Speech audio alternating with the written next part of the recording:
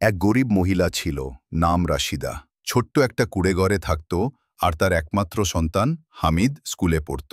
রাশিদার স্বামী বহু বছর আগে মারা গেছে।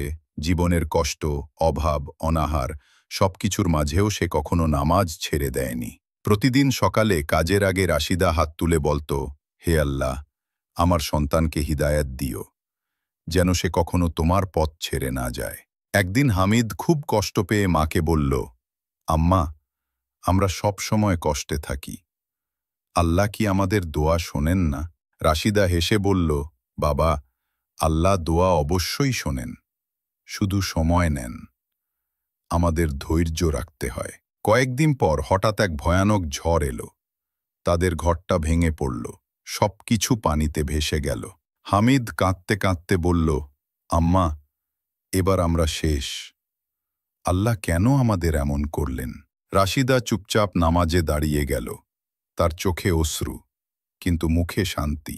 হে আল্লাহ, তুমি জানো আমি কখনো তোমার প্রতি অবিশ্বাস করিনি। তুমি চাইলে এক মুহূর্তেই সব ফিরিয়ে দিতে পারো।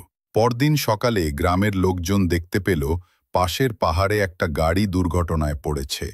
লোকজন দৌড়ে গেল উদ্ধার করতে। সেই গাড়িতে ছিল এক ব্যবসায়ী। তিনি বেঁচে গেছেন, কিন্তু প্রচণ্ড আহত। হামিদ আর তার মা সেই আহত মানুষটাকে উদ্ধার করে নিজের ঘরে নিয়ে এলো। কয়েকদিন পর সেই ব্যবসায়ী সুস্থ হয়ে উঠলেন। তিনি রাশিদাকে বললেন, আপনারা না থাকলে আমি বাঁচতাম না। আমি শহরে অনেক বড় ব্যবসা করি।